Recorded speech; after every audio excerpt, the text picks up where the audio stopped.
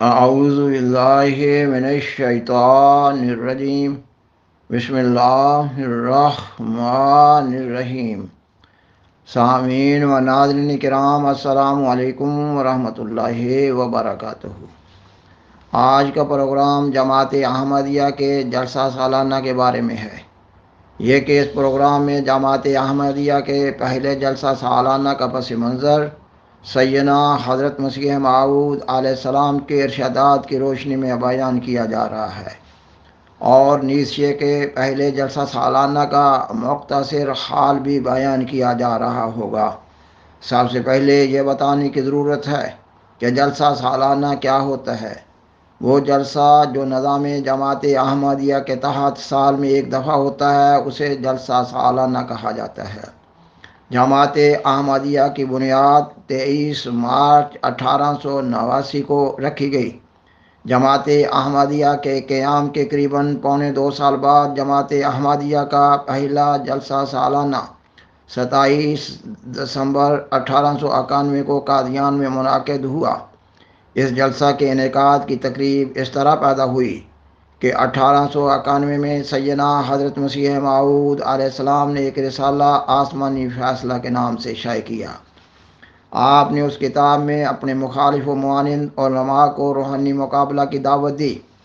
آپ نے اس میں اپنے مخالف علماء کو مخاطب کرتے ہوئے لکھا کہ قرآن مجید میں مومنوں کی جو علامات بیان فرمائی گئی ہیں ان میں میرا مقابلہ کر لیں۔ آپ نے اپنی کتاب آسمانی فیصلہ کے سرے ورق پر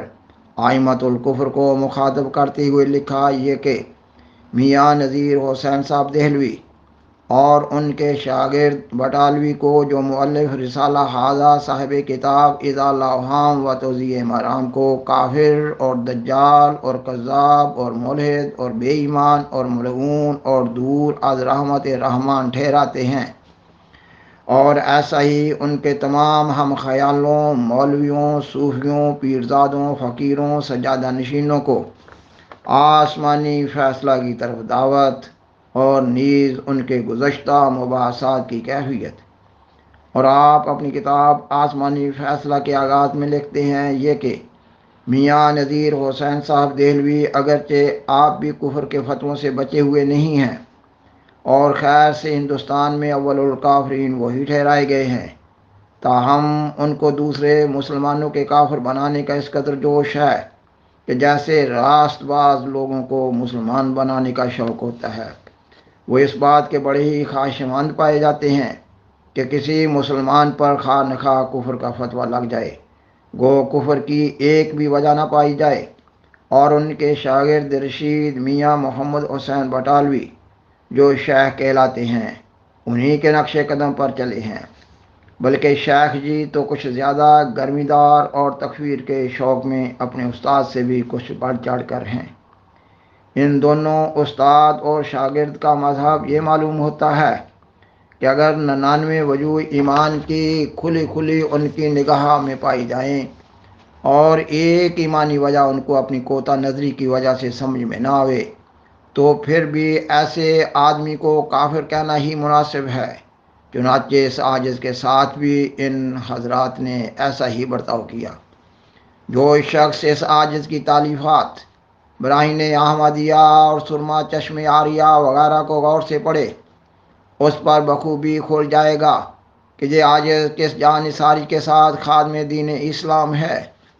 اور کس قدر رسول کریم صلی اللہ علیہ وسلم کی عظمتوں کے شائع کرنے میں فدا شدہ ہے۔ مگر پھر بھی میاں نذیر حسین صاحب اور ان کے شاگرد بٹالوی نے صبر نہ کیا جب تک کہ اس عاجز کو کافر قرار نہ دے دیا۔ میاں نذیر حسین صاحب کی حالت نہایت ہی قابل افسوس ہے کہ اس پیرانہ سالی میں کہ گور میں پیر لٹکا رہے ہیں، اپنی عاقبت کی کچھ پرواہ نہ کی، اور اس عاجز کو کافر ٹھہرانے کے لیے دیانت اور تقوی کو بالکل ہاتھ سے چھوڑ دیا، اور موت کے کنارہ تک پہنچ کر اپنی اندرون کا نہایت ہی برا نمونہ دکھایا۔ خدا ترس اور متدین اور پرہیزگار علماء کا یہ فرض ہونا چاہیے کہ جب تک ان کے ہاتھ میں کسی کے کافر ٹھہرانے کے لیے ایسی صحیحہ یقینیہ قطعیہ وجوہ نہ ہوں کہ جن اقوال کی بنا پر اس پر کفر کا الزام لگایا جاتا ہے، ان اقوال مستلزم کفر کا وہ اپنے منہ سے صاف اقرار کرے، انکار نہ کرے، تب تک ایسے شخص کو کافر بنانے میں جلدی نہ کریں۔ سامعین و ناظرین کرام، سیدنا حضرت مسیح موعود علیہ السلام اپنے مخالف و معاند علماء کو روحانی مقابلہ کی دعوت دیتے ہوئے کتاب آسمانی فیصلہ میں لکھتے ہیں، اب جاننا چاہیے کہ خدا تعالی نے قرآن کریم میں 4 عظیم الشان آسمانی تائیدوں کا کامل متقیوں اور کامل مومنوں کے لیے وعدہ دیا ہے، اور وہی کامل مومن کی شناخت کے لیے کامل علامتیں ہیں، اور وہ یہ ہیں: اول یہ کہ مومن کامل کو خدا تعالی سے اکثر بشارتیں ملتی ہیں، یعنی پیش از وقوع خوشخبریاں جو اس کی مرادات یا اس کے دوستوں کے مطلوبات ہیں ان کو بتلائی جاتی ہیں۔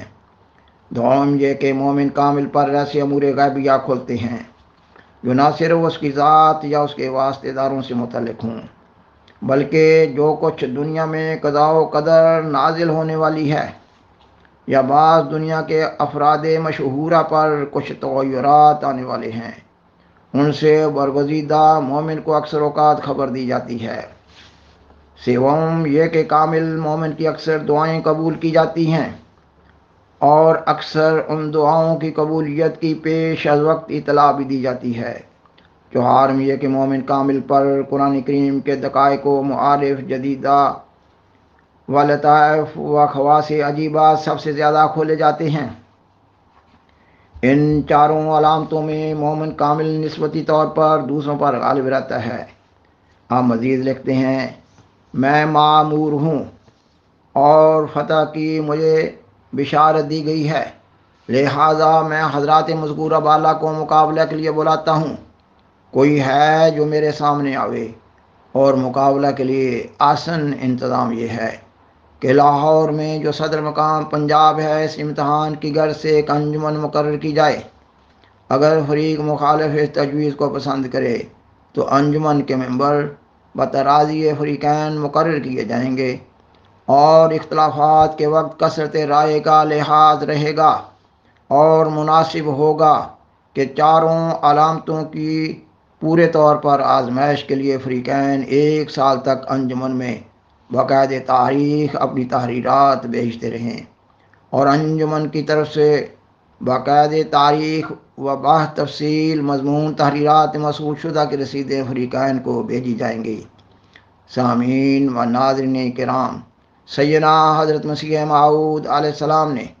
اس روحانی مقابلہ کی دعوت کو اپنی اس کتاب آسمانی فیصلہ میں بتفصیل بیان فرمایا ہے۔ خاکسار پروگرام کے طول پا جانے کے خوف سے آپ کی بیان فرمودہ تفصیل کو چھوڑتے ہوئے بیان کرتا ہے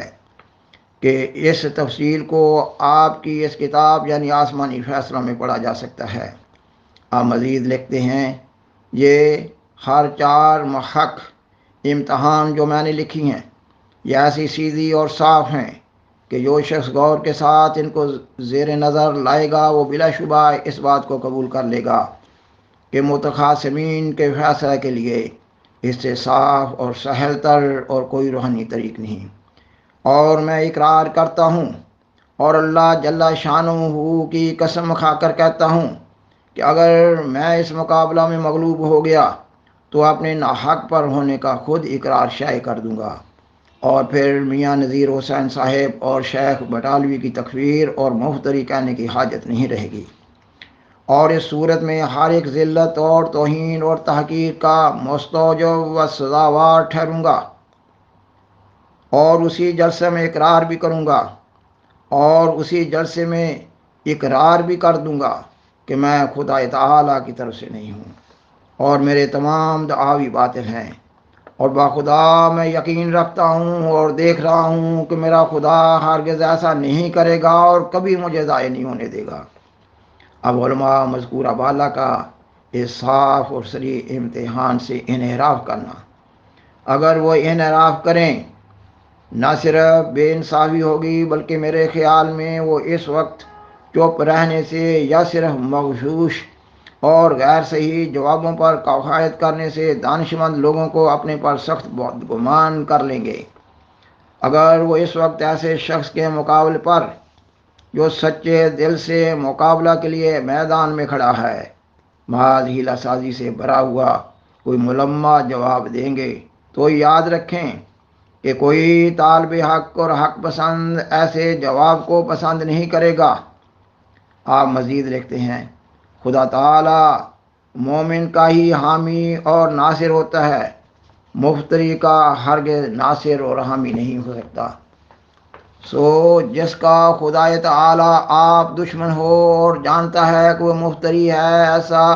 نااہل آدمی کیوں کر مومن کے مقابل پر ایمان کی علامت خاصہ سے خیالات یاب ہو سکتا ہے۔ سامعین و ناظرین کرام، بیان کیا جا چکا ہے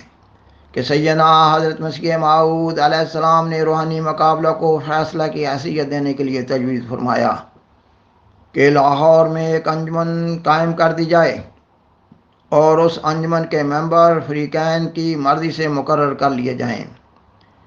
آپ نے اس انجمن کی تشکیل کے لیے مزید مشورہ کی غرض سے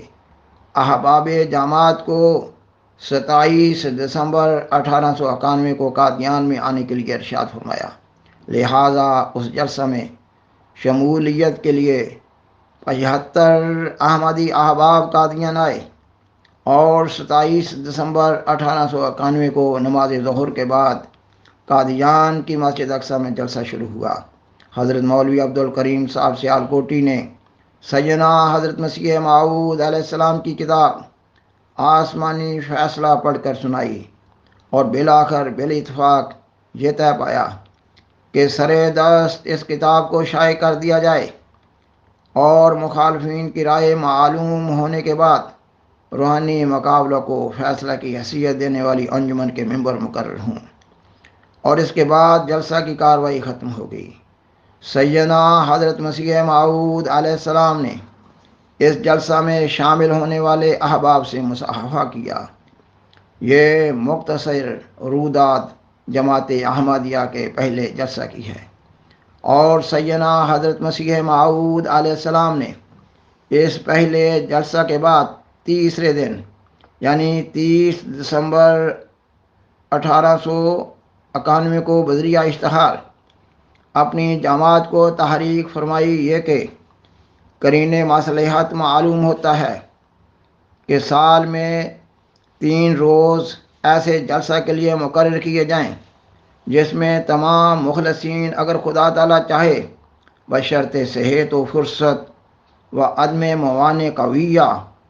تاریخ مقررہ پر حاضر ہو سکیں۔ سو میرے خیال میں بہتر ہے کہ وہ تاریخ 27 دسمبر سے 29 دسمبر تک قرار پائے، یعنی آج کے دن کے بعد جو 30 دسمبر 1891 ہے۔ آئندہ اگر ہماری زندگی میں 27 دسمبر کی تاریخ آ جاوے تو حتی الوسع تمام دوستوں کو محض للہ ربانی باتوں کے سننے کے لیے اور دعا میں شریک ہونے کے لیے اس تاریخ پر آ جانا چاہیے، اور اس جلسہ میں ایسے حقائق اور معارف کے سنانے کا شغل رہے گا جو ایمان اور یقین اور معرفت کو ترقی دینے کے لیے ضروری ہیں۔ سامعین و ناظرین کرام، بالآخر درخواست ہے کہ برائے مہربانی اس پروگرام کو دوسروں سے شیئر کریں اور عذرا کرم اس چینل کو سبسکرائب کریں۔ جزاکم اللہ تعالی احسن الجزا، وآخر دعوانا ان الحمد للہ رب العالمین، والسلام علیکم ورحمۃ اللہ وبرکاتہ۔